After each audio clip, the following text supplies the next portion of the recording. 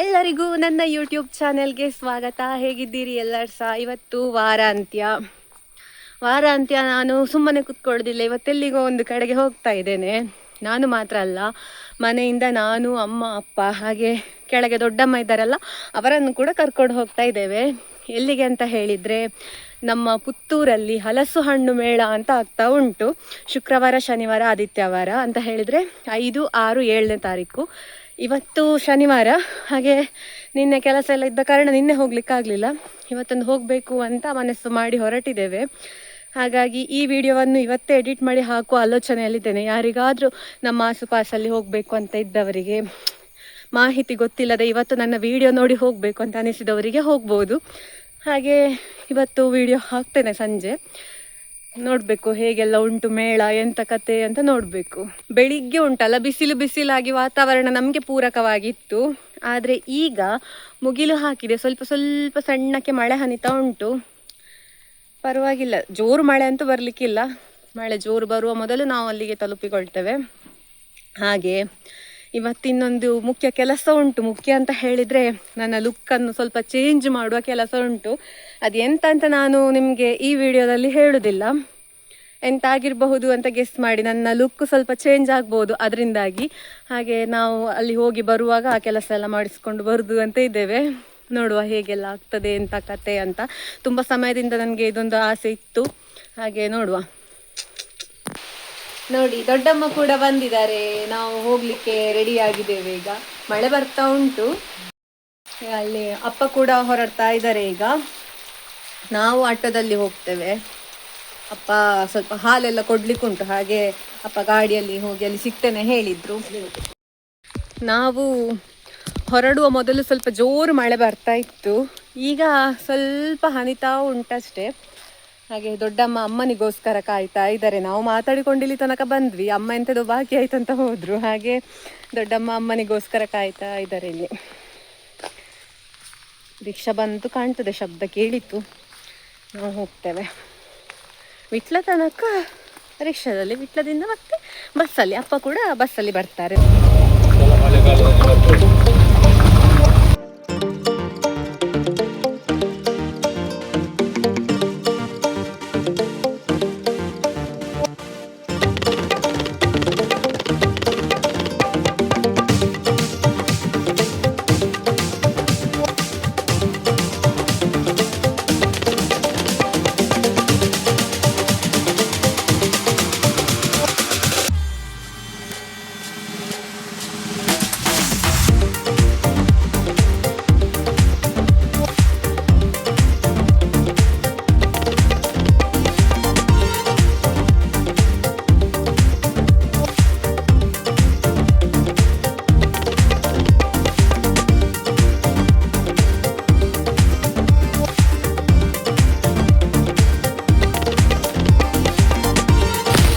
ಮಳೆ ನಿಲ್ಲಿ ಅಂತ ಕಾದು ಕೂತ ಆಗಲಿಕ್ಕಿಲ್ಲ ಅಂತ. ಇದು ನಮ್ಮ ಪುತ್ತೂರಿನ ಕಿಲ್ಲೆ ಮೈದಾನ ಅಂತ ಹೇಳುವ ಜಾಗದಲ್ಲಿ ನಡೀತಾ ಇರುವಂಥದ್ದು ಈ ಹಲಸು ಹಣ್ಣು ಮೇಳ. ಜೂನ್ 5, 6, 7ನೇ ತಾರೀಕು ನಡೆಯುವಂಥದ್ದು. ನಾಳೆ ಕೊನೆಯ ದಿನ ಆಗಿರುತ್ತದೆ. ಹಾಗಾಗಿ ಯಾರಿಗೆಲ್ಲ ಹೋಗಬೇಕು ಅಂತ ಉಂಟು ಅವರು ಹೋಗಿ. ಆದರೆ ಮಳೆ ಬರ್ತಾ ಇರೋದ್ರಿಂದ ಸಾಕಷ್ಟು ಜನ ಹಿಂದೇಟು ಕೂಡ ಹಾಕಬಹುದು. ನಾವೊಂದು ಮನಸ್ಸು ಮಾಡಿ ಹೋದದ್ದು. ತುಂಬ ಸಮಯದಿಂದ ನಮಗೆ ಈ ಥರ ಒಂದು ಮೇಳಕ್ಕೆ ಹೋಗಬೇಕು ಅಂತ ಇತ್ತು. ಹಾಗಾಗಿ ಹೋದದ್ದು. ಮಳೆ ಬರ್ತಾ ಇತ್ತು, ಆದರೆ ಪರವಾಗಿಲ್ಲ, ಅದು ಕೂಡ ಒಂದು ರೀತಿಯ ಹೊಸ ಅನುಭವ. ಎಲ್ಲರೂ ಕೂಡ ಛತ್ರಿ ಎಲ್ಲ ಹಿಡ್ಕೊಂಡಿದ್ರು. ಸಾಕಷ್ಟು ತುಂಬ ಜನ ಅಂತ ಎಂತ ಇರಲಿಲ್ಲ, ಜನರು ಬಂದು ಹೋಗಿ ಹಾಗೆ ಹೋಗ್ತಾ ಇದ್ರು ಅಷ್ಟೇ. ಇಲ್ಲದಿದ್ದರೆ ಈ ಸಮಯದಲ್ಲಿ ಇನ್ನೂ ಕೂಡ ತುಂಬ ಜನರು ಬರ್ತಾ ಇದ್ರು. ಮಳೆ ಆದ ಕಾರಣ ಒಂದು ಸ್ವಲ್ಪ ಜನರು ಬರಲಿಲ್ಲ ಅಂತ ನಾನು ಅಂದುಕೊಳ್ತಾ ಇದ್ದೇನೆ. ಹಾಗೆ ಸಾಕಷ್ಟು ವಿಧದ ಹಲಸಿನ ಹಣ್ಣುಗಳು, ಮಾವಿನ ಹಣ್ಣುಗಳು, ರಂಬುಟಾನ್ ಆಗಿರಬಹುದು, ಪುಲಾಸನ್ ಆಗಿರಬಹುದು, ಹಾಗೆ ಡ್ರ್ಯಾಗನ್ ಫ್ರೂಟ್ ಆಗಿರಬಹುದು, ಜೊತೆಗೆ ಕೃಷಿಕರಿಗೆ ಬೇಕಾದಂತಹ ಸಾಕಷ್ಟು ಸಲಕರಣೆಗಳು, ಉಪಕರಣಗಳು, ಹಾಗೆ ಸಾಕಷ್ಟು ಉತ್ಪನ್ನಗಳೆಲ್ಲ ಮನೆಯಿಂದಲೇ ತಯಾರು ಮಾಡಿದಂತಹ ತಿಂಡಿಗಳು, ಇಂಥದ್ದೆಲ್ಲ ಸಾಕಷ್ಟು ಇತ್ತು. ಗೊತ್ತಿರಬಹುದು ಹಲಸು ಮೇಳ ಅಂತ ಹೇಳಿದರೆ ಹೇಗೆಲ್ಲ ಇರ್ತದೆ ಅಂತ.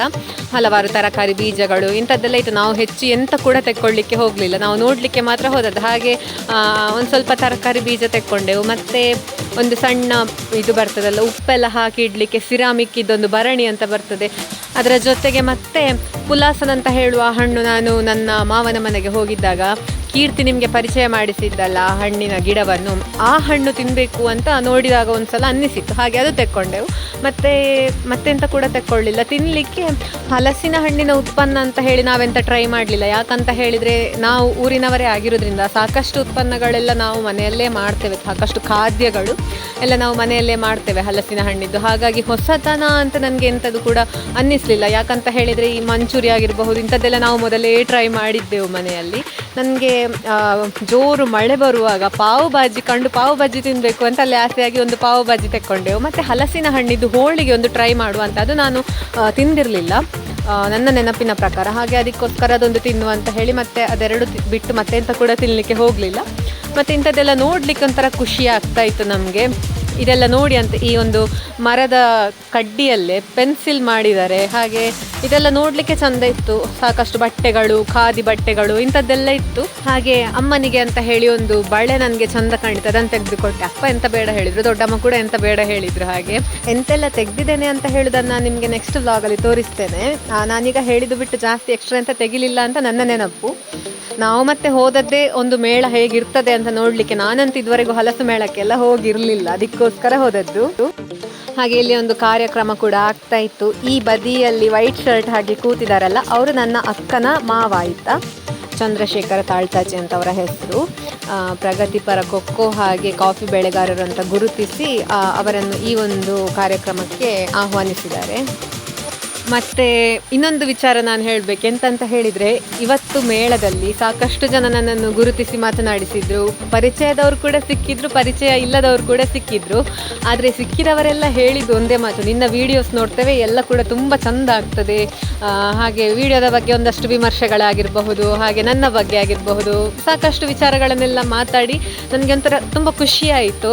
ಯಾಕಂತ ಹೇಳಿದರೆ ಈ ರೀತಿಯ ಒಂದು ಮಾತುಕತೆ ಉಂಟಲ್ಲ ನನಗೆ ಹೊಸತು. ಮೊದಲೆಲ್ಲ ಹೋದಾಗ ಕೇವಲ ಈಗ ಎಂತ ಓದ್ತಾ ಇದ್ದಿ, ಈಗ ಎಂತ ಕೆಲಸಕ್ಕೆ ಹೋಗ್ತಾ ಇದ್ದಿ, ಹೀಗೆ ಮಾತಾಡ್ತಾ ಇದ್ರು. ಆದರೆ ಈಗ ಸಿಕ್ಕಿದ ತಕ್ಷಣ ಎಲ್ಲರೂ ಕೂಡ ನನ್ನ ವಿಡಿಯೋದ ಬಗ್ಗೆ ಪ್ರಶಂಸೆ ಮಾಡ್ತಾರೆ. ಹಾಗಾಗಿ ನನಗೆ ಒಂಥರ ಖುಷಿ ಆಗ್ತದೆ. ಯಾರ್ಯಾರು ನನ್ನನ್ನು ಗುರುತಿಸಿ ಮಾತನಾಡಿಸಿದ್ದೀರಿ ಅವರಿಗೆ ಕೂಡ ಈ ವಿಡಿಯೋದಲ್ಲಿ ನಾನು ತುಂಬ ಥ್ಯಾಂಕ್ಸ್ ಹೇಳ್ತೇನೆ ಆಯಿತಾ. ಖುಷಿ ಆಯಿತು ಎಲ್ಲರ ಹತ್ರ ಕೂಡ ಮಾತನಾಡಿ. ಹಾಗೆ ಇದೊಂದು ಭಾಗದಲ್ಲಿ ತಿಂಡಿಗಳೇ ಇದ್ದದ್ದು ಜಾಸ್ತಿ, ಹಲಸಿನ ಉತ್ಪನ್ನಗಳಾಗಿರಬಹುದು ಅಥವಾ ಈ ಚರ್ಮುರಿ, ಸೋಡಾ ಮತ್ತು ಪಾವ್ ಭಾಜಿ ಮತ್ತು ಇಂಥದ್ದೆಲ್ಲ ತಿಂಡಿಗಳೆಲ್ಲ ಎಂತ ಇತ್ತು ಅದೆಲ್ಲ ಒಂದು ಕಡೆ ಇತ್ತು.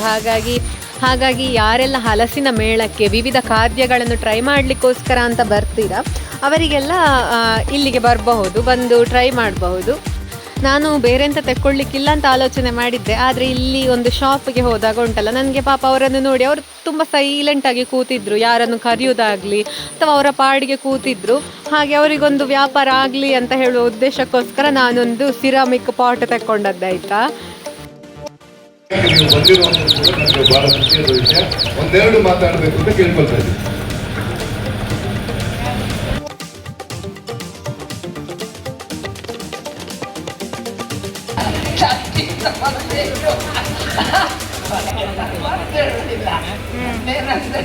ಸಮಾಜದಲ್ಲಿ ಎಲ್ಲವೂ ಬೆಳಿಬೇಕು.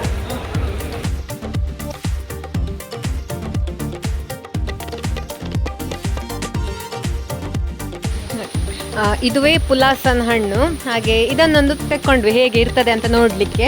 ಹಾಗೆ ಇಲ್ಲಿ ಸಾಕಷ್ಟು ಗಿಡಗಳಿತ್ತು, ಹಲಸಿನ ಗಿಡ ಆಗಿರಬಹುದು, ಮಾವಿನ ಗಿಡ ಆಗಿರಬಹುದು, ಕೆಲವು ದೂರದಲ್ಲಿ ಹೂವಿನ ಗಿಡಗಳು ಕೂಡ ಕಾಣ್ತಾ ಇತ್ತು. ಇಲ್ಲಿ ಒಂದು ಬಾಳೆಗೊನೆ ನೋಡಿ ಎಷ್ಟು ಉದ್ದ ಉಂಟು ಅಂತ.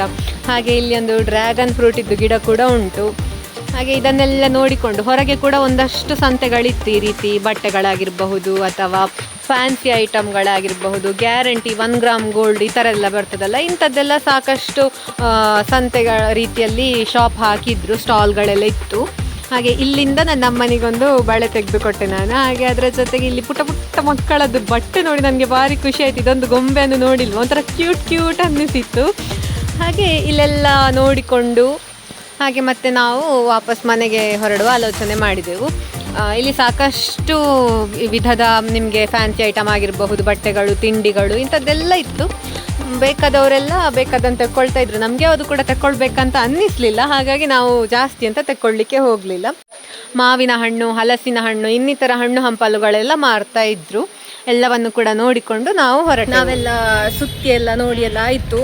ಹಲಸು ಮೇಳ ಒಳ್ಳೆದಿತ್ತು. ಬರುವವರು ಬರ್ಬೋದು ನಾಳೆ. ನಾವಿನ್ನೂ ಮನೆಗೆ ಹೋಗ್ತಾ ಇದ್ದೇವೆ. ನಾವು ಹರಿಪ್ರಸಾದ್ ಹೋಟೆಲ್ಗೆ ಬಂದಿದ್ದೇವೆ. ಇಲ್ಲಿ ಪುತ್ತೂರಿಗೆ ಬಂದರೆ ಯಾವತ್ತೂ ಕೂಡ ಒಂದ್ಸಲ ಹರಿಪ್ರಸಾದಿಗೆ ಬಂದು ಗಡ್ಬಡ್ ಎಂತಾದರೂ ತಿಂದು ಹೋಗ್ಲಿಕ್ಕೆ ಉಂಟು. ನಾನು ಮತ್ತು ಅಪ್ಪ ಇಲ್ಲಿ ಕೂತಿದ್ದೇವೆ. ಅಮ್ಮ ಮತ್ತು ದೊಡ್ಡಮ್ಮ ಎದುರೇ ಕೂತಿದ್ದಾರೆ. ಎಷ್ಟೇ ಮಳೆ ಬಂದರೂ ಕೂಡ ಪುತ್ತೂರಿಗೆ ಹೋದರೆ ಹರಿಪ್ರಸಾದಲ್ಲಿ ಒಂದು ಗಡ್ಬಡ್ ನಾವು ಸಣ್ಣದಿರುವಾಗಿನಿಂದಲೇ ತಿನ್ನುವ ಅಭ್ಯಾಸ ಉಂಟು. ಹಾಗೆ ಒಂದು ಹೋಗಿ ಹರಿಪ್ರಸಾದ್ ಹೋಟೆಲಲ್ಲಿ ಗಡ್ಬಡೆಲ್ಲ ತಿಂದು ಮತ್ತೆ ಬಂದದ್ದು. ಹಾಗೆ ವಿಟ್ಲದಲ್ಲಿ ಅಪ್ಪನಿಗೆ ಮತ್ತು ಅಮ್ಮನಿಗೆ ಒಂದು ಹೆಲ್ಮೆಟ್ ತೆಗೆದುಕೊಟ್ಟೆ. ಯಾಕಂತ ಹೇಳಿದರೆ ಮನೆಯಲ್ಲಿರುವ ಹೆಲ್ಮೆಟ್ ಇದ್ದು ಕ್ಲಿಪ್ಪೆಲ್ಲ ಸ್ವಲ್ಪ ಗಟ್ಟಿ ಇಲ್ಲ ಅಂತ. ಹಾಗೆ ವಿಟ್ಲದಲ್ಲೆಲ್ಲ ಹುಡುಕಿ ಒಂದು ಅಂಗಡಿಯಲ್ಲಿ ಹೆಲ್ಮೆಟ್ ಸಿಕ್ಕಿತ್ತು. ಸೊ ಇದಿಷ್ಟು ಇವತ್ತಿನ ವಿಡಿಯೋ ಆಗಿತ್ತು. ಒಂದು ಹೊಸತನ ಇರಲಿ, ಹಾಗೆ ಎಂತಾದರೂ ಒಳ್ಳೊಳ್ಳೆ ವಿಚಾರಗಳು ನೋಡಲಿಕ್ಕೆ ಸಿಗ್ತದಾ ಅಂತ ಹೇಳಿ ನಾವು ಹಲಸು ಮೇಳಕ್ಕೆ ಹೋದದ್ದು. ಯಾರಿಗೆಲ್ಲ ಹೋಗಬೇಕು ಅಂತ ಮನಸ್ಸುಂಟು ಖಂಡಿತವಾಗಿ ಹೋಗ್ಬೋದು. ನಾಳೆ ಕೂಡ ಇರ್ತದೆ, ನಾಳೆ ಲಾಸ್ಟ್ ಡೇ ಆಗಿರ್ತದೆ. ಹಾಗೆ ಇದಿಷ್ಟು ಇವತ್ತಿನ ವಿಡಿಯೋ ಆಗಿತ್ತು. ನನ್ನ ಇವತ್ತಿನ ವಿಡಿಯೋ ಇಷ್ಟ ಆಗಿದ್ರೆ ಚಾನೆಲ್ನ ಸಬ್ಸ್ಕ್ರೈಬ್ ಮಾಡಿಕೊಳ್ಳಿ. ಮುಂದಿನ ವಿಡಿಯೋದಲ್ಲಿ ಸಿಗ್ತೇನೆ. ಬಾಯ್ ಬಾಯ್.